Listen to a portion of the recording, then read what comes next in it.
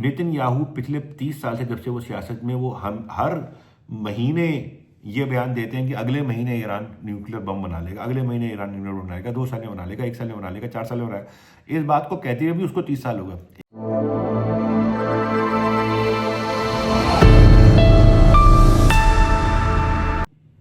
جی السلام علیکم، میں doctor Muhammad Moiz Khan, head of the department of history, university of Karachi. آج ہم بات کریں گے ایران کی جو جنگ چل رہی ہے اس کے حوالے سے۔ بہت سارے لوگوں نے سوال کیے، اسٹوڈنٹس نے، کچھ کولیگس نے، کچھ ملنے والوں نے، کہ کس کے حوالے سے کیا معاملہ چل رہا ہے۔ تو اس کے اوپر میں نے ایک تحریر لکھی تھی، تحریر کی تھی، تو وہ اس کے بارے میں چاہ رہا ہوں کہ اس کو تھوڑا ڈیٹیل میں اس کو یہاں پہ ڈسکس کر لیں کہ کیا کیا چیزیں اس کے اندر۔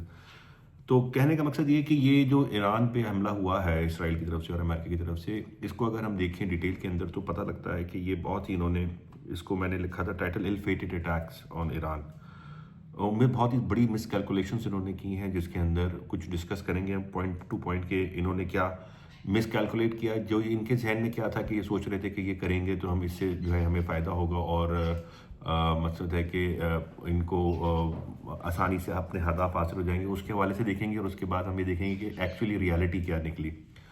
تو سب سے پہلے تو ان کے ذہن میں یہ تھا کہ یا یہ دیکھ لیتے کہ انہوں نے کرنے کی وجہ کیا، ضرورت کیا پڑی ان کو۔ 2-3 باتیں ہیں کہ انہوں نے جو کرنے کی ضرورت پڑی ان کو۔ نمبر 1 تو یہ کہ اس وقت اگر آپ دیکھیں تو امریکہ کے اندر بہت زبردست قسم کی تنقید ہو رہی ہے ڈونلڈ ٹرمپ کے اوپر، اور ڈونلڈ ٹرمپ کے اوپر جو ان کے معاملات ہیں، خاص کر کے انٹرنل افیئرس کے اوپر، ان کے 2 معاملات کو میں آئیڈینٹیفائی کروں گا۔ ایک پالیسی میٹرز ہیں اور ان کے ایک ماضی کے حوالے سے۔ سب نے سنا ہوگا آج کل ایک بہت زبردست قسم کی کنٹروورسی اور کنسپریسی ہے وہاں پہ امریکہ کے اندر، اس کو آپ ایپسٹین فائلز کہتے ہیں۔ جیفری ایپسٹین ایک شخص ہیں جنہوں نے، جو امریکہ کے جسے کہتے ہیں کہ کنگ میکر سمجھے جاتے ہیں، اور جنہوں نے بہت سارے معاملات لوگوں کے رکھے ہوئے تھے اور بڑے ان کے ساتھ اسکینڈلس لوگوں کے ساتھ آئے، اور وہ بہت ساری غیر اخلاقی سرگرمیوں کے اندر اس کا نام آتا تھا۔ اور انہوں نے جو ہے ڈونلڈ ٹرمپ کے حوالے سے دیکھا جائے تو جتنے بھی امریکی صدر ہیں ان میں سب سے زیادہ جو رابطہ اس سے جیفری ایپسٹین سے رہا ہے پچھلے 20-30 سالوں میں، اس میں سب سے زیادہ ڈونلڈ ٹرمپ کا رہا ہے۔ اور وہ معاملہ غیر اخلاقی کے علاوہ جنسی معاملات ہیں، جسے کہتے ہیں کہ غیر اخلاقی سرگرمیوں کے حوالے سے، اور خاص کر کے بچوں کا جنسی استعمال کے حوالے سے بھی اس کے اندر بہت سارے شواہد ملے ہیں، جس کے اندر ڈونلڈ ٹرمپ کا نام بہت زیادہ آ رہا ہے۔ اور کیونکہ اس وقت ڈونلڈ ٹرمپ کی حکومت ہے، تو ڈونلڈ ٹرمپ کی حکومت کے اوپر سب سے بڑا جو دھبا ہے وہ یہ ہے کہ جو آپ کا جو صدر ہے وہ اس طریقے سے معاملات کے اندر انوالوڈ ہے، اور ڈپارٹمنٹ آف جسٹس کو کہا گیا ہے کہ جی آپ اس کو ریلیز کریں، فائلوں کو، جو کہ لاکھوں کے حوالے سے تصویریں، ویڈیوز اور ٹیلی فون ریکارڈنگز اور میسیجز اور ای میلز ہیں، جس کے اندر ڈونلڈ ٹرمپ کا بہت جگہوں پہ نام ہے۔ تو وہ ایک بہت زبردست پریشر تھا امریکہ کے اوپر، اور بہت زبردست، جو لوگ فالو کرتے ہیں امریکہ کی سیاست کو ان کو اندازہ ہوگا کہ ڈپارٹمنٹ آف جسٹس کی جو اٹارنی جنرل ہیں خاتون، ان کو بلا کے بار بار جو ہے پوچھا جاتا ہے کہ آپ کیوں نہیں ریلیز کر رہے ہیں اور کیا معاملات ہیں۔ تو وہ بہت زبردست شدید پریشر، اتنا شدید پریشر ہے کہ شاید ایسٹیمیشن یہ تھی، یہ جنگ شروع ہونے سے پہلے، اب تو خیر چیزیں ڈائیورٹ ہو گئی ہیں، کہ ڈونلڈ ٹرمپ اپنی ٹرم بھی پوری نہ کر سکے اور ان کی امپیچمنٹ جو ہے ان کو نکال دیا جائے۔ دوسرا جو ان کا جو گھریلو مسئلہ ہے، امریکہ کا سب سے خطرناک جو مسئلہ چل رہا ہے اس وقت، اور اس کے اوپر ان کی ایک کرسٹی نوم کے جو department of homeland security ہے DHS، اس کی سیکرٹری تھی، ان کو نکال دیا گیا ہے ٹرمپ کی طرف سے پچھلے ہفتے، اور اس کی وجہ یہ تھی کہ انہوں نے بیان دیے تھے بہت اس طرح والے، جس کے اندر امریکہ کے جو پریزیڈنٹ ہیں ان کا بھی نام آ رہا تھا۔ اور department of homeland security کی ایک ایجنسی ہے آئس کے نام سے، امیگریشن اینڈ کسٹمز انفورسمنٹ، اس کی جو ایکٹیویٹیز ہیں وہ یہ ہیں کہ جی جو انلیگل امیگرینٹس ہیں وہ یہ کہتے ہیں کہ جو آئے ہوئے ہیں ان کو ہم نے باہر نکالنا۔ اس کی جو اس کے اوپر اتنی زبردست تنقید ہو رہی ہے کہ انتہائی پورا امریکہ اس وقت ڈیوائیڈڈ ہوا، اور منیسوٹا کے اندر بہت زبردست قسم کے معاملات ہیں، گورنمنٹس، میئرز، اور وہ نکلے ہوئے ہیں کہ ہم ان کو اب آئس کو ایکٹیویٹی، آئس جو ہے وہ ایک فیڈرل ادارہ ہے، اور بہت سارے صوبوں کے جو گورنرز ہیں وہ منع کر رہے ہیں کہ ہم ان کو کام نہیں کرنے دیں گے، اور کچھ شہروں کے میئر، جس میں زوران نمدانی بھی نیو یارک کے میئر، انہوں نے کہا کہ ہم ان کو ایکٹیویٹیز کرنے نہیں دیں گے۔ آئس کے 2 بڑے اسکینڈلز ہوئے ہیں اسی سال جنوری کے اندر، اور وہ یہ کہ 7 جنوری کو 2026 کو ایک بہت ہی بڑا ایونٹ ہوا ہے کہ رینے گڈ ایک کر کے نام تھیں، ایک خاتون تھیں 37 سالہ، جو کہ اپنے بچوں کو 3 بچے تھے، ان کے بچوں کو اسکول سے چھوڑ کر آ رہی تھیں، اور ان کو آئس والوں نے ان کے ساتھ ان کی یہ ہوئی کہ وہ پروٹیسٹ کر رہی تھیں کہ تم لوگ میرے نیبرہڈ میں ایسا کیوں کام کر رہے ہو. تو اس کے اوپر آئس کے ایک ایجنٹ 3 ایجنٹس ان کی گاڑی گھیری، اور جب وہ اپنی گاڑی موڑ رہی تھیں تو ایجنٹ کو لگا کہ ان کو ٹکر مار رہی ہیں، تو اس نے 3 گولیاں ان کے منہ پہ ماری یہاں پہ سائڈ پہ، اور وہ اسی وقت رینے گڈ جو تھے وہ مر گئی. اس کے بعد ایک اور انسیڈنٹ ہوا ہے ایلیکس پریٹی کا اسی شہر کے اندر، کہ ایلیکس پریٹی جو ہے وہ ایک میل نرس تھا، وہ بھی 34-35 سال کا. تو اس کو بھی انہوں نے 7-8 گولیاں ماری ہیں اور سڑک کے اوپر، اور ساری ویڈیو کے اوپر کیپچر ہوئے. یہ دونوں ہی قتل جو ہے ویڈیو کے اوپر کیپچر ہوئے ہیں. اور امریکہ کے پریزیڈنٹ نے، امریکہ کے وائس پریزیڈنٹ نے، اور کرسٹی نوم جو کہ سیکرٹری تھیں DHS کی، ڈپارٹمنٹ آف ہوم سیکورٹی، انہوں نے کہا تھا، یہ ہے کنٹروورسی، انہوں نے کہا تھا کہ یہ لوگ ڈومیسٹک ٹیررسٹ ہیں، جو امریکہ کے سلامتی کے خلاف کام کر رہے تھے. تو اس کے اوپر یہ آ رہا ہے کہ کس طرح سے ممکن ہے کہ ایک 37 سال کی گوری امریکن عورت، 3 بچوں کی ماں جو کہ اسکول سے چھوڑ کر آ رہی ہے، وہ ٹیررسٹ ہے. ٹیررسٹ آپ ان کو کہہ رہے ہیں، کس طریقے سے آپ ان کو جسٹیفائی کر رہے ہیں؟ اور ابھی تک وہ جو لوگوں نے ان کو مارا تھا، ایجنٹس نے مارا تھا، آئس کے ایجنٹس نے، ان کے خلاف کارروائی نہیں. تو یہ اتنے بڑے اسکینڈلز ہیں کہ اس وقت ہوم لینڈ سیکیورٹی کی جو خاتون تھیں ہیڈ، ان کو ہٹا دیا گیا ہے. اور ایک اور اسی کے ایکچولی ایک اور بھی اس کے ساتھ تھا کہ ان چیزوں کو ٹھیک کرنے کے لیے انہوں نے کہا کہ جی آپ ایڈ کیمپین چلائیں. تو ایڈ کیمپین چلانے کے لیے 2 کمپنیوں کو $220 ملین کے اشتہار جو ہیں وہ دیے گئے کہ بھئی آپ ان کو کانٹریکٹ دیا گیا کہ آپ چلائیں. تو اس کے اندر کرسٹی نوم نے ایک کمپنی کو دیا جو کہ $143 ملین ایک کمپنی کو دیا ہے. وہ کمپنی جو ہے وہ ان کو کانٹریکٹ دینے سے بالکل 8 دن پہلے بنی تھی. تو وہ ایک لمبی کانٹروورسی، اس کی ڈیٹیلز میں ابھی نہیں جا رہا، وہ کسی اور ڈسکس کریں گے. تو یہ 2 معاملات ایسے خوفناک ہیں امریکہ کے اندر، انٹرنل پالیٹکس کے اندر، کہ ڈونلڈ ٹرمپ جو ہیں وہ کسی طریقے سے چاہتے تھے کہ ساری جو ڈیبیٹ ہے، جو کانگریشنل ڈیبیٹس ہیں، جو لوکل معاملات ہیں، ان سے سب ہٹ کے توجہ کہیں اور نکلے اور میں کچھ اور کام کروں تاکہ میری جان چھوٹے یہاں سے. دوسری طرف دیکھا جائے تو نیتن یاہو کے لیے جو معاملات تھے جنگ شروع کرنے کے، وہ انٹرنل یہ تھی کہ ان کے جون جولائی 2026 میں الیکشنز آ رہے ہیں، انتہائی ان پاپولر ہو چکے ہیں. فلسطین والے سے انہوں نے کوئی زیادہ اچیومنٹ کی نہیں ہے ابھی تک انہوں نے، اور بہت سارے ایسے معاملات تھے ان کے کہ جس کے اندر یہ کہا جا رہا تھا کہ یہ بہت فیلئر ہے. اس کے علاوہ انٹرنل ان کی کرپشن کے اوپر معاملات ہیں. اور ابھی 4 دن پہلے کی خبر ہے، میرے خیال سے جمعے کی یا جمعرات کی خبر ہے، کہ ان کی ایک اپیل تھی کہ جی میرے خلاف جو انویسٹیگیشن ہو رہی ہے ان کو روک دیا جائے، لیکن وہ بھی نہیں مانی گئی. اور انٹرنیشنل کورٹ سے وہ کرمنل ڈکلیئرڈ ہیں، ان کے گرفتاری کے وارنٹ بھی جاری ہو رہے ہیں. تو یہ سارے معاملات ہیں، دنیا ان کے پیچھے پڑی ہوئی ہے. تو انہوں نے اس سے بھی جان چھڑانی تھی، اور انہوں نے بالکل بیچ میں جہاں پہ کہ وہ ہو رہے تھے، مذاکرات ہو رہے تھے، اس کے بیچ میں انہوں نے جنگ شروع کر دی. اور یہ دوسری دفعہ انہوں نے کیا 2025 میں جون میں جنہوں نے جنگ کی تھی، اس وقت بھی مذاکرات چل رہے تھے اور ابھی بھی مذاکرات چل رہے تھے، اور انہوں نے بیچ میں جنگ شروع کر دی. اچھا، اب آ جائیے کہ یہ تو وہ وجوہات ہم نے بتا دی کہ جنگ شروع کیوں کی. اب اس بات پہ آ جاتے ہیں کہ جنگ انہوں نے جو سوچا تھا کہ ہم اچیو کیا کریں گے فوراً، وہ اچیومنٹ جو تھی ان کی وہ نہیں ہوئی ہیں. وہ کیوں نہیں ہوئی ہیں وہ دیکھ لیتے. پہلے تو انہوں نے سوچا تھا کہ یہ بالکل وینیزویلا کی طرح کا ایک اٹیک ہوگا، کہ جیسے وینیزویلا کے اوپر انہوں نے اٹیک کیا اور انہوں نے بہت آرام سے ان کو کیا نام ہے ہٹا کے اور نئی اپنی حکومت بنا لی، اور اپنی مرضی کی حکومت بنا لی، پریزیڈنٹ کو وینیزویلا کے اٹھا کے لیا ہے. تو ان کے ذہن میں یہ ہوتا ہے کہ اگر ہم لیڈرشپ کو ہٹ کریں گے، لیڈرشپ کو مار دیں گے، لیڈرشپ کو ہٹا دیں گے، تو ہم جنگ آرام سے جیت سکتے ہیں، جو کہ ان کی ایک غلط پالیسی تھی. اور ان کو کسی نے بتایا کہ ایران جو ہے وہ وینیزویلا سے بھی زیادہ کمزور ہے، اور آپ آرام سے جائیے اور کچھ نہیں. اور انہوں نے کیا یہ کہ ڈی کیپیسیٹیشن کا مطلب ہے کہ یہ انہوں نے ڈی کیپیسیٹیٹ کر دیا کہ جی ہم ان کو نکال دیں گے، ان کے جو سپریم لیڈر ہیں پریزیڈنٹ کی. تو ان کے ذہن میں یہ ہے کہ پریزیڈنٹ کی کوئی حیثیت نہیں ہے، اور سپریم لیڈر آیت اللہ خامنائی جو ہیں ان کو اگر ہم ایلیمنیٹ کر دیتے ہیں یا راستے سے ہٹا دیتے ہیں تو یہ پوری ایرانی قوم جو ہے وہ ڈھہ جائے گی، اور اس کے بعد یہ ہم جو مرضی چاہے ہم کریں گے. لیکن ایسا ہوا نہیں. انہوں نے جو جنگ کی شروع کے 1-2 دن کے اندر ہی کوشش کی، بری طرح سے بمبارمنٹ کی، اور پوری ایران کی لیڈرشپ انکلوڈنگ خامنائی صاحب کو انہوں نے شہید کیا. اور ان کے ذہن میں یہ تھا کہ جیسی ان کی شہادت ہوگی تو اس کے بعد اچانک جو ہے وہ معاملات گڑبڑ ہوں گے اور ایران جو ہے وہ ہمارے ہاتھ میں آ جائے گا. اس سے جو لنک تھا ان کا وہ یہ تھا کہ خامنائی صاحب کی شہادت کے فوراً بعد انہوں نے اپنے مائنڈ میں تصور کیا ہوا تھا 2 چیزیں جو ان کو غلط بتائی گئی تھیں. ان کو یہ رپورٹ تھی کہ تقریباً 80%، 70% جو ایران کی آبادی ہے، ایران کے جو باشندے ہیں، وہ خامنائی صاحب کی جو حکومت ہے یا جو پاسداران انقلاب کی جو حکومت ہے، جو ریلیجس حکومت ہے، اس کے خلاف ہیں. اور وہ جیسی خامنائی صاحب منظر عام سے ہٹیں گے تو فوراً ریولوشن آئے گی اور 2 دن کے اندر ایران کے اندر نئی حکومت آ سکتی ہے جس کو وہ اپنی مرضی کے لوگوں سے چلوا سکتے ہیں، جیسے کہ رضا پہلوی صاحب تیار بیٹھے ہوئے تھے باہر. مگر ایسا کچھ بھی نہیں ہوا. جیسے ہی شہادت ہوئی ہے، شہادت کے بعد کوئی بھی سڑکوں پہ اس طرح سے نہیں نکلا جس طرح سے وہ ان کی ایکسپیکٹیشن تھی. نہ ان کے پہلوی صاحب تو تیار بیٹھے ہوئے تھے، انہوں نے تو یہ بھی کہہ دیا تھا کہ انٹرویو دینے شروع کر دیے تھے پہلوی صاحب نے کہ جی میں جاؤں گا ایران اور ایران میں میرا زبردست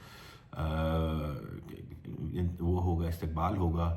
اور چشم فلک نے وہ منظر نہیں دیکھے ہوں گے کہ جو میرا استقبال کیا جائے گا وہاں پہ اور لوگ میرا انتظار کر رہے ہیں، لوگ مجھے بلا رہے ہیں، بلاوے آ جا رہے ہیں. اور وہ پتہ نہیں کیا کیا انہوں نے اپنی جو ہے اپنی باتیں بتائی نہیں تھیں ان کو، لیکن ایسا کچھ بھی نہیں ہوا. اور ایران جو ہے وہ نہ ہلا، نہ کمزور ہوا، نہ لڑکھڑایا. تو وہ کچھ بھی نہیں ہوا. دوسرا ان کے ذہن میں یہ تھا ایک بات کہ انٹرنلی ایران کے اندر ایتھنک گروپس ہیں، ملٹیپل ایتھنک گروپس کے اندر جو بڑے بڑے ملٹیپل ایتھنک گروپس ہیں اس کے اندر ایرانی جو پرشینز ہیں، پرشینز کے علاوہ عربس ہیں، عربس کے علاوہ کرڈس ہیں، کرڈس کے علاوہ ہمارے ایسٹرن سائڈ پہ بلوچستان کی سائڈ پہ، پاکستان کی سائڈ پہ بلوچ ہے. یہ تو الگ ہیں، 4 الگ ہیں. اس کے علاوہ بھی چھوٹے گروپس ہیں، ایتھنک گروپس ہیں. تو ان کے ذہن میں یہ تھا کہ یہ جو پاسداران انقلاب ہے زیادہ تر پرشین پہ ایگزسٹ کرتی ہے، اور یہ پرشین کو اگر ہم ایلیمنیٹ کر دیتے ہیں، جن کے لیڈر کو ان کے شہید کر دیتے ہیں آیت اللہ خامنہئی صاحب کو، تو پھر جو ہے یہ ہمارے لیے بہت آسان ہو جائے گا اور یہ سارے گروپ بھی کھڑے ہو جائیں گے اور ایران کے اندر جو ہے نا یہ بھی حکومت ختم کرنے میں ساتھ دیں گے ہمارا. لیکن ایسا بھی کچھ نہیں. اور یہ کہتے رہے، انہوں نے کردوں کو اپیل کی، انہوں نے عربوں کو اپیل کی، اور یہ کہتے رہے جنگ شروع ہونے کے بعد کہ دیکھو ہم نے تمہارا میجر کام کر دیا ہے، لیڈرشپ ہم نے راستے سے ہٹا دی ہے اور پاسداران انقلاب اب کمزور ہو گئے ہیں، آپ اٹھیں اور اپنے حق کی لڑائی لڑیں. تو کردوں نے نہیں ہوا، عرب ریئیکشن نہیں آیا، اس طرح سے کوئی ریئیکشن نہیں آیا جو کہ ان کے ذہن میں تھا. تو یہ ان کی مس کیلکولیشن تھی. پھر یہ چوتھے یا پانچواں نمبر جو ہے وہ یہ سمجھتے تھے کہ یہ ایران کے لوگوں کو بلی کریں گے، ڈرائیں گے، دھمکائیں گے، بم ماریں گے، میزائل ماریں گے اور ان کی عمارتیں گرائیں گے، لوگوں کو شہید کریں گے. تو شاید ایرانی لوگ جو ہیں وہ ڈر کے مارے سرنڈر کر دیں گے، نہیں بھیا اتنی بڑی طاقت ہے، ہم اس سے کیسے لڑیں گے، یا تو ہم نہیں لڑ سکتے. یہ بھی ان کی ایسٹیمیشن غلط تھی. انہوں نے ایرانی قوم کو بہت ہی غلط طریقے سے ایسٹیمیٹ کیا ہے، بہت ہی غلط ان کے بارے میں اندازہ لگایا ہے. یہ میں لکھ چکا ہوں اور کچھ ایک دو انٹرویوز میں بھی کہہ چکا ہوں کہ ایران، یہ ذہن میں رکھیے گا کہ تاریخی اعتبار سے ایران دنیا کی تاریخ کی پہلی سپر پاور ہے. آج سے 2600 سال پہلے سائرس دی گریٹ کے زمانے میں سائرس دی گریٹ نے ایرانیوں کی ایک بہت بڑی امپائر قائم کی تھی. اس وقت تک کی دنیا کی سب سے بڑی امپائر، سب سے پہلی امپائر انہوں نے بنائی. اور انہوں نے ایک اور بہت ہی انٹرسٹنگ پوائنٹ میں آپ کو بتاتا ہوں. یہ جو یہودی جو ہے ناراض ہوتے ہیں ایرانیوں سے، یہودیوں کے لیے جو ایرانیوں نے تاریخی طور پہ خدمت انجام دی ہے وہ دنیا کی کسی قوم نے یہودیوں کے لیے نہیں کیا. یہودیوں کو سب نے مارا ہے، عیسائیوں نے مارا ہے، بہت لڑائیاں رہی ہیں ان کی ہر قوم کے ساتھ، ایجپشنز کے ساتھ رہی ہیں، فیروز کا. اور اس کے علاوہ فیروز کو تو آپ کو پتہ ہے کہ انہوں نے نکال دیا تھا ان کو، اور وہاں سے پھر ان کی ہجرت ہوئی تھی تو حضرت موسیٰ کے ساتھ. تو وہ اس کے علاوہ ان کی جو سب سے بڑی خدمت کی تھی وہ یہ کہ بیبلون کے اندر جب انہوں نے حملہ کیا ایران میں، سائرس دی گریٹ نے، یہ تاریخی واقعہ بتا رہا ہوں، ویسے کرنٹ حالات ہیں لیکن بتانا ضروری ہے کیونکہ یہ بھول گئے ہیں کہ ان کو ایرانیوں نے کتنا سپورٹ کیا ہے تاریخ میں 2600 سال پہلے. تو سائرس دی گریٹ نے کہا تھا، ایک چارٹر آف ہیومن رائٹس انہوں نے شائع کیا جس کے انہوں نے بولا کہ پورے میری سلطنت کے اندر جہاں جہاں میری امپائر ہے وہاں پہ کمپلیٹلی فریڈم آف ریلیجن ہوگی اور سب لوگوں کو حقوق حاصل ہوں گے برابری کے. انہوں نے سلیوری بین کر دی اس زمانے میں 2600 سال. اس نے سائرس دی گریٹ نے اس چارٹر میں کہا کہ جی ہیومن سیکریفائس بین ہے. اور ایک اور بات کہی جو کہ دنیا میں نظر نہیں آتی ہمیں، انہوں نے کہا کہ اگر کسی کی کوئی مذہبی مقامات ہیں اور وہ سمجھتا ہے کہ اس کے ریپیئر کی ضرورت ہے، بنانے کی ضرورت ہے، یا پہلے کبھی تھی اور ٹوٹ گئی تھی تو ہم اس کو بنا کے دینے کو تیار ہیں اپنے پیسے سے. تو جیوز نے کہا کہ بیبلون کے اندر ہمارا نیو بیبولونین امپائر جو آئی تھی چھوٹی سی، انہوں نے ہمارے ٹیمپل آف سولومن جو تھا وہ توڑ دیا تھا. تو انہوں نے کہا کہ جی ہمیں وہ ریبلڈ کرنا ہے. تو ریبلڈ کرنے کے لیے انہوں نے سائرس کے پاس گئے. سائرس نے بولا بھی بتاؤ کیا ڈیزائن سے، انہوں نے ڈیزائن بتائے تو وہ ڈیزائن وہ اس سے بہت زیادہ تھے جو ٹوٹا تھا. تو انہوں نے بولا کہ سائرس نے بولا کہ یار یہ تو کیسے بنے گا، یہ تو اتنا بڑا پروجیکٹ ہے. انہوں نے کہا ٹھیک ہے اگر میں پیسے دے بھی دوں تو اس کو بنانے کے لیے تو یہ تو آپ ماؤنٹین بنانا چاہ رہے ہیں, مطلب اتنا بڑا پہاڑ بنانا چاہ رہے ہیں. انہوں نے کہا جی ہم تو ایسے ہی بنانا چاہ رہے ہیں, آپ نے ہمیں آفر دیے تو ہم تو اپنے پلانس لے کر آئیں. تو اس سائرس دی گریٹ نے اس وقت ایجپٹ سے انجینئرز بلائے, کیونکہ ایجپٹ کے اندر جو ہے وہ پیرامڈ بنانے والی ٹیکنالوجی تھی, اور اس طرح سے پہاڑوں کی طرح کی بلڈنگس بنانے کو تیار تھے اور بناتے رہے تھے. تو اس کو بلایا, وہاں سے بھی ٹیمپل آف سلیمن بنوا کے دیا, جیوز کو ٹیمپل آف سلیمن بنوا کے دیا سائرس دی گریٹ نے, وہی ایرانین جن کی آج جان کے دشمن پڑے ہوئے. خیر یہ ایک تاریخی حوالہ تھا, تو میں نے کہا یہ ڈسکس کر دوں یہاں پہ, ناظرین کو اس میں کچھ انٹرسٹ رہ گئے. تو اس کے بعد تو ہے ایرانی قوم, تو وہ تب سے سپر پاورڈ ہیں. اس کے بعد ان کے اوپر کتنے حملے ہوئے, گریکس کا حملہ ہوا, الیگزینڈر نے ڈیریس دی سیکنڈ کو ہرایا پرسیپولس کے اندر, وہاں پہ ڈسٹرکشن کی. پھر اس کے بعد رومنس نے ڈسٹرکشنس کی. اس کے بعد بہت سارے مسلمانوں نے ان کو کیپچر کیا, پھر یہ اسلام میں کم کنورٹ ہو گیا. اس کے علاوہ پھر منگولوں نے ان کے اوپر حملے کیے, اور یہ قوم کبھی ختم نہیں ہوئی, تباہ نہیں ہوئی, یہ ہمیشہ باؤنس بیک کیا ان نے. یہ پچھلے 3000 سال کی تاریخ کے اندر آپ دیکھیں, انہوں نے رول بھی کیا ہے, یہ ڈیفیٹ بھی ہوئے ہیں, لیکن یہ ختم نہیں ہوئے کبھی, جس طرح سے آپ سمجھا جا رہا ہے. اور اس طرح سے کبھی بھی ان کو رول نہیں کیا کہ جس طرح سے امریکہ کی خواہش ہے کہ جی بالکل پاؤں کے نیچے رکھ کے ہم چاہیں گے تو جو ہم چاہتے ہیں وہی کریں. ایسا بالکل بھی نہیں ہوگا. ان کی انہوں نے بالکل غلط اسٹیمیشن کی ہوئی ہے ایرانی قوم کی. اگر انہوں نے تاریخ پڑھی ہوئی ہوتی ٹرمپ صاحب نے اور نیتن یاہو نے, تو ان کو پتہ چلتا کہ یہ قوم اتنی آسانی سے دبنے والی, پیچھے ہٹنے والی ہے نہیں. تو یہ چیز ان کے بارے میں انہوں نے غلط.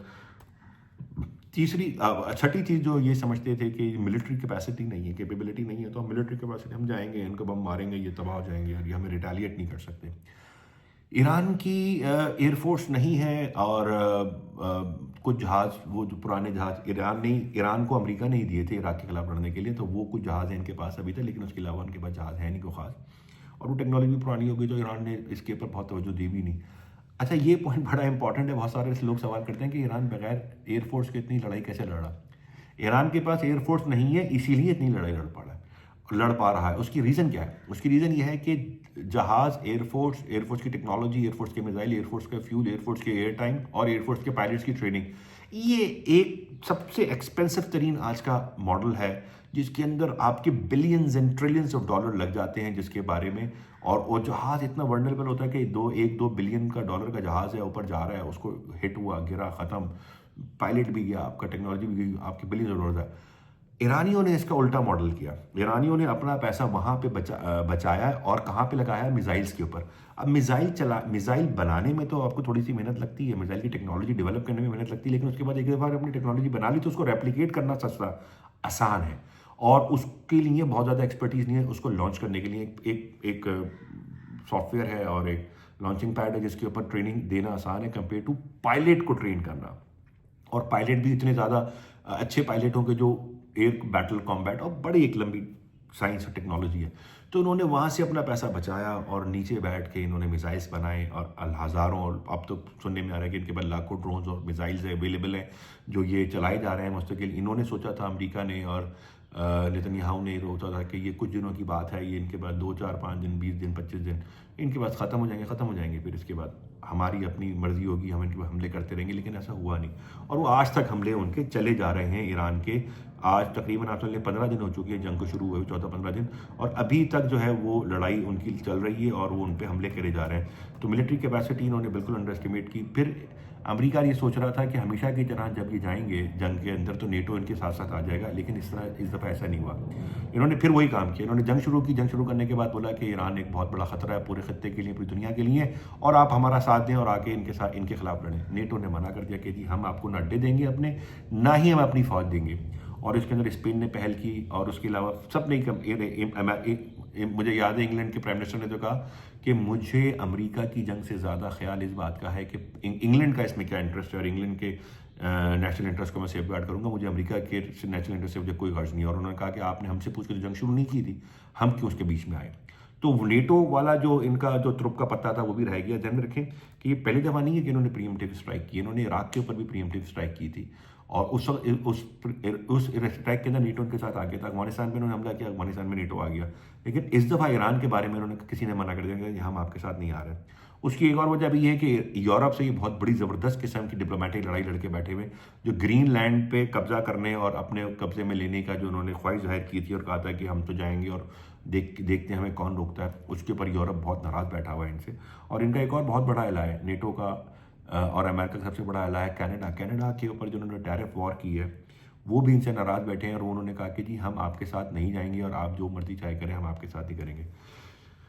اور پھر 8واں پوائنٹ یہ کہ جو انہوں نے اسٹیمیشن کی تھی کہ دے تھاٹ کہ عرب ورلڈ جو ہے وہ ریٹیلیٹ کرے گا، اور جو شیعہ سنی لڑائی ہے اور جو عرب اور پرشین لڑائی ہے، وہ جیسے ہی ٹریگر ہوگی یہ وار تو وہ اپنا ریٹیلیٹ کریں گے اور ان کو ماریں گے۔ انہوں نے اتنی چالاکی کی ہے کہ انہوں نے جتنے بھی حملے ایران کے اوپر کیے ہیں اپنی ان ملٹری بیسز سے کیے ہیں جو کہ ان کی عرب دنیا کے اندر ہے، وہاں سے بیٹھ کے انہوں نے کہا کہ ہم حملے کریں گے تاکہ ایران ان کے اوپر حملہ کرے اور یہ ان کی آپس میں لڑائی ہو جائے مزید اور یہ وار بڑھ جائے، اور پھر یو اے ای، سعودی عرب، بحرین، قطر، ان لوگوں اور کویت، ان کو کنٹریز کو سیو کرنے کے لیے پھر ہم مدد مانگیں دنیا سے کہ بھئی آپ آئیے۔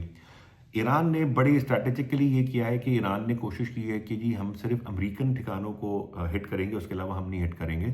اور ابھی آج ہی کی خبر ہے اور کل رات کی خبر ہے کہ پاسداران انقلاب نے کہا ہے کہ ہم انویسٹیگیشن کریں گے، اور انٹرنیشنل انویسٹیگیشن ہونی چاہیے کہ سعودی عرب کے اندر جو آئل ریفائنریز کے اوپر حملے ہوئے ہیں وہ ہم نے نہیں کیے۔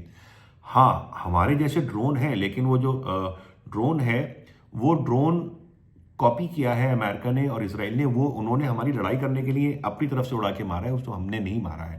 تو یہ بات بھی ہوئی ہے، اور اب آپ دیکھیے کہ یہ معاملہ کس طرف جا رہا ہے، اور وہ کہہ رہے ہیں کہ یہ ہم نے نہیں کیا ہے یہ لڑائی، یہ جو آپ کے ہم نے صرف حملے کیے ہیں امریکن بیسز کے اوپر جو آپ کے ملکوں کے اندر ہیں، اس کے علاوہ ہم نے آپ کے اوپر حملے نہیں کیے۔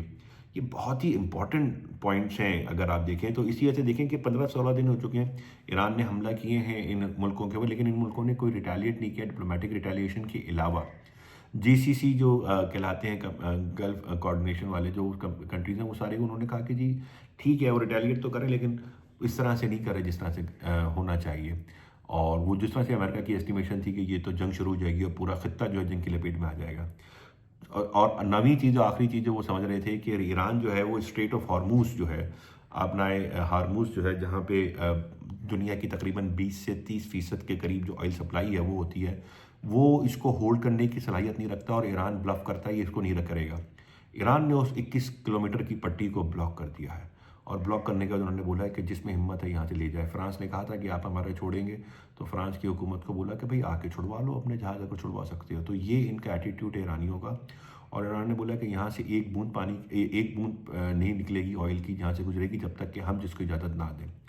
تو یہ سچویشن تھی، اور اب اسٹریٹ آف ہارموز کو کھلوانے کے لیے امریکہ دنیا کے ترلے کر رہا ہے کہ بھئی آپ آئیں اور ہمارا کھلوائیں۔ کل انہوں نے چائنا سے بھی ریکویسٹ کیا کہ اپنی فوجیں بھیجیں اور یہاں سے کھلوائیں، یہ نیٹو سے کہا کہ آپ فوجیں بھیجیں، سب نے منع کر دیا، انہوں نے کہا ہم اپنی کوئی فوج نہیں بھیجیں گے اسٹریٹ آف ہارموز کے اوپر، ہم ایران سے کسی بھی قسم کے کانفلکٹ میں جانا نہیں چاہتے، خاص کر کے وہ کانفلکٹ جو کہ اننیسیسری ہے۔ اور وہ کیا ایران کے بجائے بلکہ وہ امریکہ پہ دباؤ کر رہے ہیں کہ آپ جنگ ختم کیجیے اور آپ جنگ ختم کر کے باہر نکلیے تاکہ ایران یہ رستہ کھولے۔ اب اسٹریٹ آف ہارموز کو جن کو نہیں پتا، وہ یہ ایک چھوٹی سی پٹی ہے جو کہ سعودی عرب کی ایک ٹپ نکلتی ہے ایران کے قریب، اور اس پٹی سے وہ سارا آئل نکلتا ہے عرب ورلڈ کا، اور بہت بڑی ایک سپلائی وہاں سے نکلتی ہے، اور اگر وہ رکتا آ جائے تو اسٹریٹ آف ہارموز سے جب اگر 20-25%، 30% آئل کی سپلائی دنیا میں نہیں ہوگی تو آئل پرائسز میں ایک انکلینیشن آئے گی اور ایک ہائیک آئے گا، جس کی وجہ سے پوری دنیا کی ٹرانسپورٹیشن خراب ہوگی، ٹرانسپورٹیشن کی کاسٹ بڑھے گی۔ ابھی کہہ رہے ہیں کہ کوئی کہہ رہا ہے کہ $200، $300، $400 پر بیرل بھی جا سکتی ہے قیمت پیٹرول کی، اور مطلب پیٹرولیم پروڈکٹس کی۔ تو اگر وہ اس طرح سے ہو گیا تو پوری دنیا میں جو انفلیشن آئے گی وہ ایک عجیب قسم کا اکنامک بحران پیدا کرے گی اور ڈپریشن کی طرف دنیا چلی جائے گی۔ ایک بہت بڑا ویپن ہے ایران کے ہاتھ میں جو وہ استعمال کر رہا ہے، اور وہ ان کے ایسٹیمیشن میں تھا کہ یہ نہیں ہوگا۔ اور 10ویں بات یہ تھی کہ ان کو یہ ذہن میں تو تھا کہ وہ ایران حملہ کرے گا، ریٹیلیٹ کرے گا اسرائیل کے اوپر، لیکن ان کو اس بات کا بہت یقین تھا کہ ایران کے پاس اتنی ٹیکنالوجیکل ایڈوانسمنٹ نہیں ہے کہ وہ اسرائیل کو ڈائریکٹ ہٹ کر سکے، اور دوسرا یہ کہ وہ سمجھ رہے تھے کہ ایران جب ہٹ کرے گا تو ہمارے پاس اتنے زبردست قسم کی ٹیکنالوجی ہے کہ ہم اس کو روک سکتے ہیں۔ وہ روکنے میں آئرن ڈوم وغیرہ، پیٹریوٹ ڈیفنس سسٹم جتنے بھی ہیں وہ اتنے مہنگے پڑ رہے ہیں ان کو کہ وہ اس کو کر نہیں پا رہے۔ جو 50 سے 51 ویوز تو وہ لانچ کر چکا ہے ایران ابھی تک، جو کہ ان کے لیے درد سر بنی ہوئی ہے، اور وہ ایران جہاں چاہ رہا ہے ہٹ کر رہا ہے۔ ٹھیک ہے انٹرسیپٹ ہو رہے ہیں لیکن اس کے باوجود بھی وہ ہٹ کر رہا ہے۔ اب جو انہوں نے کیا کہ جی لیگیسی آف ریزیلینس، میں نے آپ کو بتائی کہ ایران کی جو لیگیسی آف ریزیلینس ہے وہ انہوں نے نہیں دیکھی تھی. دوسرا یہ جو انہوں نے ایران کے سپریم لیڈر کو انہوں نے ایلیمنیٹ کیا اور سمجھ رہے تھے کہ جیت جائیں گے، تو وہ بھی نہیں تھا، کیونکہ ایران کے جو سپریم لیڈر تھے وہ ایک شخصیت تھے اور وہ ایک انسٹیٹیوشن تھے، اور انسٹیٹیوشنس جو ہیں وہ آرگنائزیشن جو ہے نا وہ پرسن باؤنڈ نہیں ہوتی. یہ سمجھ رہے تھے کہ جی ایک آدمی کے جانے سے یہ پورا سسٹم کولیپس کر جائے گا. ایسا بالکل بھی نہیں ہوا. فوراً دوسرے ان کے بیٹے جو ہیں وہ بن گئے ہیں، اور اس کے بعد سپریم لیڈر بننے کے بعد، اور انہوں نے بیوقوفی یہ کی ہے کہ وہ ایک آدمی جو کہ ایران کے ایٹمی پاور بننے میں رکاوٹ تھا انٹرنلی، اور وہ نہیں چاہتا تھا کہ اتنا بڑے کانفلکٹ پہ جائیں ایرانی لوگ، اور وہ آیت اللہ صاحب ہی تھے. آیت اللہ صاحب کافی ماڈریٹ ذہن کے آدمی تھے، اور ان کو مار کے انہوں نے ایرانی فارن پالیسی کو اگریسو کر دیا، ریگریسو کے بجائے بلکہ اور اگریسو کر دیا. اب وہ مزید کہیں گے کہ ٹھیک ہے، اب آپ نے ہمارے لیڈر کو شہید کیا، اب ہمارے پاس اور کوئی چارہ نہیں ہے آپ سے لڑنے کے علاوہ، اور اب ہماری خواہش بھی نہیں ہے کہ آپ سے ہم بات کریں. آپ نے مارا ہے، ہمارے لیڈر مر گئے، اور اب ہمیں بھی کوئی جینے کی کوئی خاص چاہت نہیں ہے. آپ کو ہمیں شہادت کا درجہ تو ویسے ہی جنت کی طرف لے کے جانے والے ہیں، اور ہم امام حسین اور کربلا کے واقعے کی آئیڈیالوجی کو فالو کرتے ہیں. تو آپ ہمیں موت سے نہیں ڈرا سکتے. اور وہ بات اب ایران کے اور اسرائیل کی اور دنیا کے سمجھ میں آ رہی ہے کہ انہوں نے کس آئیڈیالوجی کو انہوں نے ہٹ کیا ہے، اور وہ آئیڈیالوجی ان کے اس وقت گلے پڑ چکی ہے. تو یہ ایک معاملہ تھا. اور انہوں نے اگلا پوائنٹ یہ ہے کہ جی انہوں نے شیعہ سنی فساد کرانا چاہا تھا، الٹا ہو گیا. شیعہ سنی فساد تو نہیں ہوا، لیکن یونٹی نظر آ رہی ہے. میں بہت مثال دیتا ہوں کہ پاکستان کے اندر بھی بہت سارے معاملات ہیں شیعہ سنی کی، اور بہت سارے چیزیں ہوتی ہیں، دنیا کے اندر بھی ہوتی ہیں. تو اس کے اندر ایران کی لوگ سپورٹ میں آئے ہیں. ایک تو سپورٹ یہ ہوتی ہے کہ کہا کہ جی ہم تمہارے ساتھ ہیں، جو تمہارے ساتھ ہو ہم تمہارا مدد کریں گے. ایک دو کا ہوتا ہے کہ خاموش رہ گئے، آپ کے خلاف نہیں جا رہے. یہ بھی یونٹی کا ایک ایلیمنٹ ہے. مولانا فضل الرحمان صاحب نے ابھی پچھلے میرے خیال سے جمعے کو یا جمعرات کو ایک ان کا بیان آیا کہ انہوں نے فرمایا کہ مولانا صاحب نے کہا کہ مجھے ایک آدمی آئے، انہوں نے کہا حضرت آپ نے ایران کے حق میں اور ایران کا ساتھ دینے کی حمایت کی ہے، اور آپ نے بیان دیا ہے ایران کے حوالے سے، تو آپ ایران کے ساتھ کیوں ہیں؟ تو مولانا فضل الرحمان نے مسکرا کے بولا، جو کہ ان کا خاص مخصوص اسٹائل ہے، انہوں نے کہا کہ آپ کیا چاہتے ہیں؟ دوسری طرف اسرائیل ہے، تو کیا میں اسرائیل کی سپورٹ کروں؟ تو یہ معاملہ اتنا زبردست ہوا ہے یونٹی کے حوالے سے. جو شیعہ سنی جو بھی اس وقت بات کر رہا ہے شیعہ سنی تفرقے کے حوالے سے، وہ اس وقت بائی نہیں کی جا رہی، اور وہ اس کو کوئی بھی اس وقت ہوا نہیں دے رہا، اور کوئی بھی اس کو مزید طول دینے کی ضرورت نہیں. وہ کہہ رہے ہیں کہ جی اسرائیل سے بڑا دشمن تو کوئی نہیں ہے نا ہمارا. اگر ایران اس سے لڑ رہا ہے تو ہم ایران کے ساتھ کھڑے ہوئے ہیں. تو یہ بھی ایک بہت ہی امپورٹنٹ ایلیمنٹ ہے، جو کہ انہوں نے اس کا ریورس ہوا ہے. جو وہ امریکہ چاہ رہا تھا اس کا ریورس ہوا ہے. پھر ایک اور بات ہے کہ جب ڈونلڈ ٹرمپ صاحب پہلی دفعہ آئے تھے تو انہوں نے ایک وہ کیا تھا معاملہ ابراہیم اکارڈس کے حوالے سے، کہ ابراہیم اکارڈس ایک ابراہیمی جو ریلیجن ہے، کرسچینٹی، جیوڈزم اور اسلام، ان تینوں کو ملا کے جو ہے ہم کوئی کام کریں گے، اور ان کو ملا کے جو ہے ہم کیا نام ہے اپنی آگے بنیں گے، اور لوگوں کو ملائیں گے، ڈپلومیسی ہوگی، ٹریڈ ہوگی، بارڈر کھلیں گے. یو اے کے اندر ایمبیسی، سعودی عرب کے اندر وزٹ ہوئے، سب ہوا، وہ سب کچھ، وہ سب چیزیں تو لپیٹ کے ختم ہو گئیں. جو انہوں نے ان روڈس ڈیولپ کیے تھے ابراہیم اکارڈس میں، وہ سب زیرو ہو گئیں. اور اب مجھے نہیں لگتا کہ اگلے 50-100 سال کے اندر بھی دوبارہ وہ چیزیں جو مسلم ورلڈ میں تنقید کی نگاہ سے دیکھی جاتی تھیں، لیکن اب وہ ختم ہو گئیں. پھر اب ایک اور یہ ہوا ہے کہ یہ ایران کو آئسولیٹ کرنے چلے تھے، یہ خود آئسولیٹ ہو گئے. اس وقت جو امریکہ اور اسرائیل کی اسٹریٹجک آئسولیشن ہوئی ہے وہ دنیا کے اندر اس طرح سے نہیں تھی. پہلے اتنی زیادہ آئسولیشن پہ نہیں تھے یہ لوگ جتنے اب ہو گئے. اس وقت نہ امریکہ کے اندر سپورٹ ہے، نہ یورپ کے اندر سپورٹ ہے، انٹرنلی بھی سپورٹ نہیں کر رہے لوگ، اور ایکسٹرنلی بھی ان کے ساتھ کوئی دینے کو تیار نہیں. اس وقت کوئی تیسرا ملک اس وقت انوالو نہیں ہوا ڈائریکٹلی، جو کہ بہت بڑا ڈپلومیٹک فیلئر ہے امریکہ کا اور اسرائیل کا، کہ تقریباً 2 ہفتے ہو چکے ہیں ان کی جنگ کو، اور کوئی بھی تیسرا ملک ان کے ساتھ کھڑے ہونے کو تیار نہیں ہے اس وقت. اور حالات برے ہیں. یہ ٹرمپ پیوٹن سے مل رہے ہیں, چائنا سے مل رہے ہیں کہ بھائی جنگ ختم کرواؤ یا کوئی سولوشن کرواؤ. کلیم تو وہ کر رہے ہیں کہ ہم نے یہ تباہ کر دیا, وہ تباہ کر دیا, وہ تباہ کر دیا, لیکن اس کے کلیمز کے برعکس نظر کچھ اور آ رہا ہے, ایسا کچھ ہو نہیں رہا ہے. پھر اسی آئسولیشن کی وجہ کیا, پوری گلوبل کنڈیمنیشن کے. جی آپ کو ضرورت کیا پڑی تھی ایران کے اوپر حملہ کرنے کی؟ کون سی ایسی نتن یاہو پچھلے 30 سال سے جب سے وہ سیاست میں, وہ ہر مہینے یہ بیان دیتے ہیں کہ اگلے مہینے ایران نیوکلیر بم بنا لے گا, اگلے مہینے ایران نیوکلیر بنائے گا, 2 سال میں بنا لے گا, 1 سال میں بنا لے گا, 4 سال میں بنائے گا. اس بات کو کہتے ہوئے بھی اس کو 30 سال ہو گئے. ایران کا تو آج تک ایٹمک بم نہیں بنا.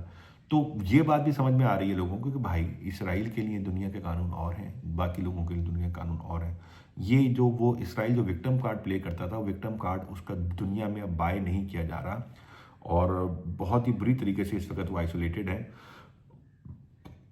اچھا, اب مینی ایکسپرٹس یہ کہہ رہے ہیں کہ اگر یہ وار کنٹینیو ہوئی تو ایک بہت بڑا گلوبل اکنامک ڈپریشن ٹریگر ہو جائے گا, جو کہ میں نے جو اسٹریٹ آف ہارموز سے لنکڈ ہے, تو اس پوائنٹ کے اندر وہ بات کور ہو رہی ہے. اور یہ بات اب لوگ بڑھتے ہوئے کہہ جا رہے ہیں. پاکستان میں اس کا ایک امپیکٹ آیا کہ 55 روپے پاکستان کا پیٹرول بڑھا, اس کے علاوہ بھی ہے. اچھا, اب ایک چیز جو تھی, ایران امریکہ کو یہ بات کنفرم تھی کہ جی جیسے ہی جنگ ہوگی تو اگلا جو لیڈر آئے گا ایران کا وہ ہماری مرضی سے آئے گا, لیکن ایسا کچھ بھی نہیں ہوا. جو ڈیفائنس دکھائی ہے ایران کے لوگوں نے, اور جس طریقے سے وہ ڈٹ کے کھڑے ہوئے ہیں, کہہ رہے ہیں کہ جنگ تو ختم ہوگی تب جب ہم چاہیں گے. شروع آپ کے کرنا اختیار میں تھا, جنگ ختم نہیں ہوگی. انہوں نے کہہ دیا ہے, انہوں نے کہا کہ کوئی بات چیت ہم کریں گے ہی نہیں آپ سے. پہلے تو انہوں نے کہا کہ بات چیت نہیں, انہوں نے کہا ہم رمضان میں نہیں کریں گے اور ہم آپ سے کوئی بات چیت نہیں کریں گے. رمضان سے مجھے ایک اور مطلب وہی والی بات ہے کہ انہوں نے ہسٹری نہیں پڑھی ہوئی ہوتی. انہوں نے رمضان کے اندر اس ملک کو چھیڑا ہے جو کہ بہت ریلیجیسلی اسٹرانگ روٹس اور اسٹرانگ آئیڈیالوجی رکھتا ہے. رمضان وہ منا رہے تھے, روزے میں تھے, عبادت میں تھے, آپ نے ان کو چھیڑ دیا اس لیے کیونکہ وہ مسلمان ملک ہیں, اور اس لیے کیونکہ وہ اسرائیل کے خلاف کھڑے ہوئے ہیں, اس لیے کیونکہ فلسطین کے لیے بولتے ہیں, اس لیے کہ بیت المقدس کے لیے بولتے ہیں. آپ نے ان کو چھیڑا تو رمضان کے اندر تو وہ فیلنگ میں اضافہ ہوگا ان کے بلیف میں. اور ایک اور بات جو ان کو ہمیشہ میں کہتا ہوں کہ تاریخ کا حوالہ بہت ضروری ہے, حضرت علی رضی اللہ تعالیٰ عنہ کی شہادت ہے 20 رمضان کو. تو آپ سوچیں کہ وہ لوگ جو آئیڈیالوجی پہ مانتے ہیں, حضرت علی کی آئیڈیالوجی پہ مانتے ہیں, حضرت امام حسین کی, اور کربلا کے واقعے کو جس طریقے سے وہ سمجھتے ہیں اور جس طرح سے وہ دیکھتے ہیں کہ one of the greatest sacrifice کے جی انہوں نے کمزور ہونے کے بعد بھی, 72 لوگ ہونے کے بعد بھی, اپنی فیملی کی قربانی سامنے نظر آنے کے بعد بھی سر نہیں جھکایا باطل کے آگے, اور وہ کھڑے رہے کہ نہیں, جو میری بات ہے وہ بات میں مانوں گا, اور میں اللہ کی بات مانوں گا, میں کسی طاقت کی بات نہیں مانوں گا.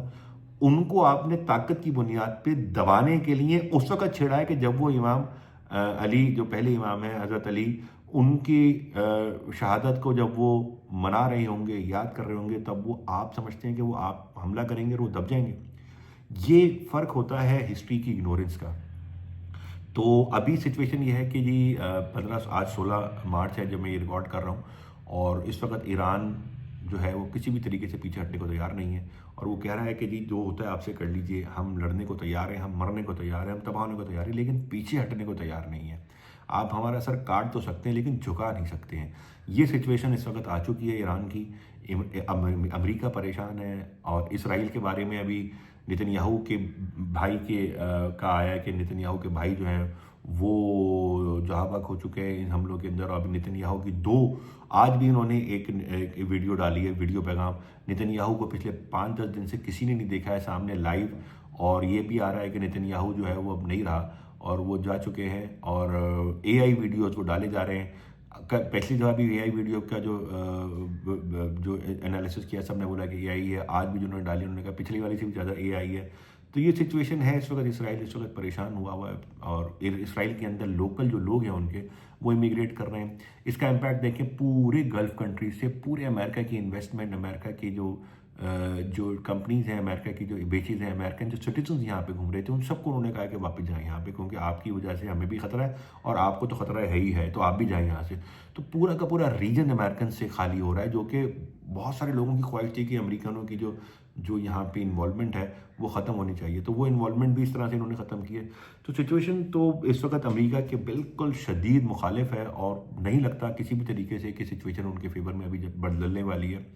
جتنا یہ پرولونگ کریں گے، یہ میری بات میں بس میں کنکلوڈ کروں گا کہ جتنا یہ پرولونگ کریں گے، جتنا یہ کھینچیں گے اس لڑائی کو، اتنا ہی امریکہ کو نقصان ہے. امریکہ کو چاہیے اس وقت جتنی امبیرسمنٹ ہو چکی ہے اس کو امبیرسمنٹ کو مزید بڑھانے سے بہتر ہے کہ فوراً اس کو پل آف کریں. اور ڈونلڈ ٹرمپ کی جو ایڈمنسٹریشن ہے ان کے بعد یہ بڑا کمال حاصل ہے کہ وہ کسی بھی وقت بھی کوئی بھی چیز کوئی بھی اپنا ایجنڈا بنا کے امریکہ کی عوام کو اس کے پیچھے لگا کے وہاں پہ چل پڑتے ہیں. تو وہ کچھ نہ کچھ ان کو ایسا کرنا چاہیے کہ یہاں سے نکلیں. وہ گرین لینڈ پہ حملہ بھی ہو سکتا ہے، گرین لینڈ کے اوپر لڑائی بھی ہو سکتی ہے، وینزویلا کے اوپر بھی ہو سکتی ہے، ٹیرف اور ایسی بہت ساری چیزیں وہ کر سکتے ہیں. ان کے پاس بہت سارے ایسے ٹولز ہیں کہ وہ اس طرح سے کر دیتے ہیں.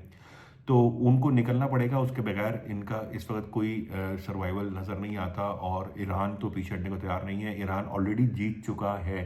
یہ تو بات آپ چھوڑ دیجیے کہ یہ فیصلہ ہوا کہ جنگ کون جیتا. ایران جو کچھ اس وقت ڈیفائنس دکھا چکا ہے وہ اس وقت ورڈکٹ یہ ہے پوری دنیا کا، دنیا کے ایکسپرٹس کا، کہ ایران اس وقت جنگ جیت چکا ہے. Thank you.